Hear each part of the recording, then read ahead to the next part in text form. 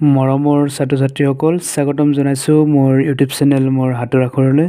ছাত্ৰ-ছাত্ৰীসকল আজি অসম চৰকাৰৰ প্ৰাথমিক শিক্ষা বিভাগৰ চতুৰ্থ শ্ৰেণীৰ ইংৰাজী পাঠ্যপুথিৰ lesson number 1 When the Forest Got Friendly পাঠটিৰ অসমীয়াত অনুবাদ আগবঢ়াব বিচাৰিছোঁ। গতিকে ছাত্ৰ-ছাত্ৰীসকল তোমালোকে ভিডিঅ'টো অকণো স্কিপ নকৰি প্ৰথমৰ পৰা শেষলৈকে চাই যাবা। When the forest got friendly ইয়াৰ অসমীয়া হ'ল হাবি এখন যেতিয়া বন্ধুত্বপূৰ্ণ হয়। When মানে যেতিয়া, the forest মানে হাবি, got মানে হয় বা পোৱা, friendly মানে বন্ধুত্বপূৰ্ণ। হাবি এখন যেতিয়া বন্ধুত্বপূৰ্ণ হয়। ছাত্ৰ-ছাত্ৰীসকল ইয়াতে প্ৰথমতে আছে look at the pictures in column A, match them with the words given in column B। তাৰমানে কলম এৰ ছবিবোৰলৈ চোৱা আৰু কলম বিত থকা শব্দৰ সৈতে সেইবোৰক মিলোৱা। ইয়াতে প্ৰথম ছবিখনত আছে এইটো কি কুলি চৰাইৰ ছবি, গতিকে এইটো হ'ব কুকু। তাৰপিছতটো আছে এইটো হ'ব স্প্লাছ স্প্লাছ। তাৰপিছতটো আছে পাও পাও। 2 নম্বৰত আছে do you know that a monkey can make different sounds. তুমি জানানে যে বান্দৰে বিভিন্ন শব্দ বা মাত মাতিব পাৰে। Find them out from your teacher. তোমাৰ শিক্ষকৰ পৰা জানি লোৱা বা বিচাৰি উলিওৱা। Make the sounds and write them down in the space given below'. তলত দিয়া খালী ঠাইত সেইবোৰ লিখা।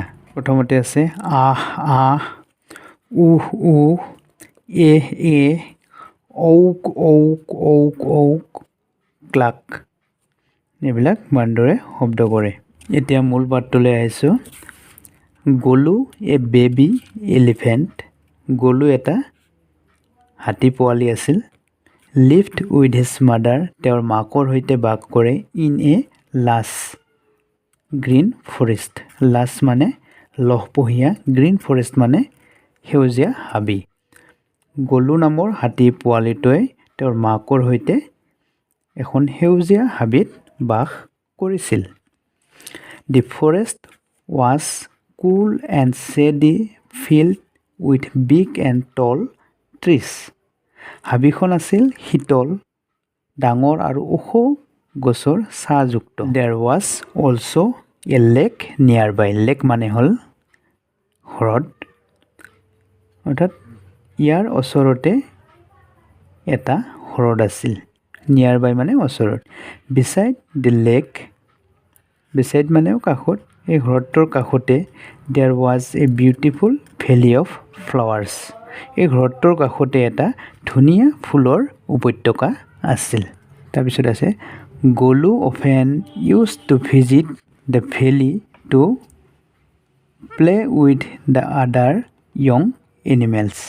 গলু প্ৰায় উপত্যকাটোলৈ আন জন্তুবোৰৰ সৈতে খেলিবলৈ গৈছিল। He along with the other young ones roamed around the forest in search of juicy and tasty fruits। সি আন জন্তুবোৰৰ সৈতে হাবিখনৰ চাৰিওফালে ৰসাল আৰু সুস্বাদু ফল বিচাৰি ঘূৰি ফুৰিছিল। গলু loved to explore the forest every day, chasing butterflies, listening to chirping birds and splashing the lake water with his trunk। গলুৱে প্ৰতিদিনে পখিলা খেদি, চৰাইৰ মাত শুনি, শুঙেৰে সৰোবৰৰ পানী ছটিয়াই হাবিখন অন্বেষণ কৰিছিল। One morning, এদিনাখন ৰাতিপুৱা, গলু said mother, গলুৱে মাকক কৈছিল may I go into the forest on my own today? মই অকলে হাবিখনলৈ যাব পাৰোঁনে? এদিনাখন পুৱা গলুৱে মাকক কি কৈছিল যে মই অকলে হাবিখনলৈ যাব পাৰোঁনে?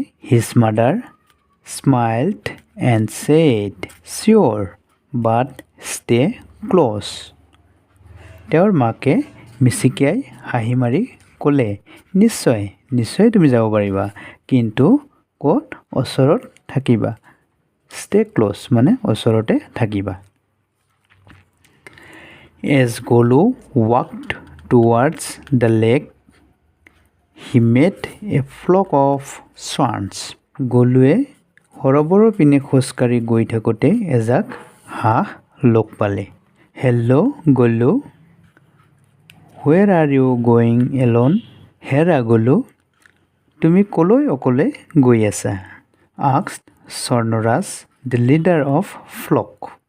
সেই হাঁহজাকটোৰ নেতাজনে তেওঁক কৈছিল, আৰু এই নেতাজনৰ নাম আছিল Sornoras. I am exploring the forest. মই হাবিখন অন্বেষণ কৰিবলৈ ধৰিছোঁ, said গলু excitedly. গলুৱে উত্তেজিতভাৱে ক'লে। But don't go too far and be careful, said Sornoras. কিন্তু বেছি দূৰলৈ নাযাবা আৰু সতৰ্ক থাকিবা, Sornoraze ক'লে। গলু kept roaming around happily. গলুৱে আনন্দৰে চাৰিওফালে ঘূৰি ফুৰিবলৈ ধৰিলে। Suddenly, হঠাতে, he realized that he had gone too far from home.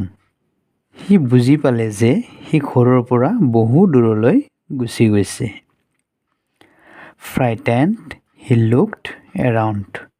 সি ভয় খাই চাৰিওফালে চাবলৈ ধৰিলে। The forest was left behind. হাবিখন পিছফালে ৰৈ গ'ল। He saw some huts. সি কিছুমান জুপুৰি ঘৰ দেখা পালে। Oh no, I am lost. মই হেৰালো। He cried. সি কান্দিবলৈ ধৰিলে। পাও মানে সি পাওকৈ চিঞৰি কান্দিবলৈ ধৰিলে। He began trumpeting out for his mother loudly.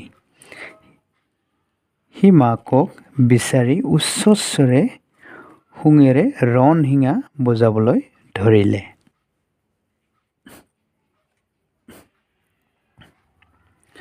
Trumpet মানে ৰণশিঙা বজোৱা, আৰু লাউডলি মানে উচ্চস্বৰে মানে ডাঙৰকৈ। Some villagers heard him calling out for help.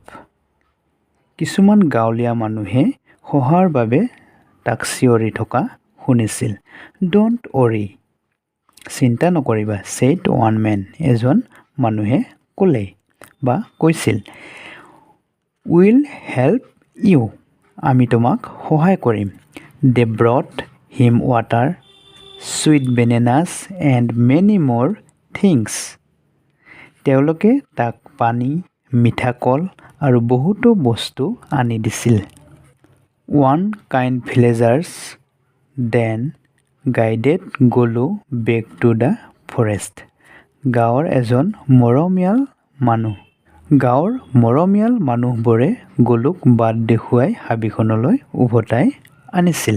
How glad Golu was to find his mother. মাকক পাই গলুৰ যে কি আনন্দ হৈছিল।